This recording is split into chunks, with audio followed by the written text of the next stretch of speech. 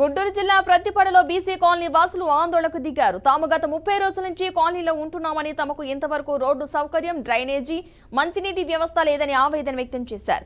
వర్షాకాలంలో వాగు పొంగి తీవ్ర అవస్థలు పడుతున్నామని అధికారులకు ఎన్నిసార్లు చెప్పినా పట్టించుకోలేదని వాపోయారు. అధికారులు ఎప్పటికైనా తమ సమస్యలు తీర్చాలని కోరారు.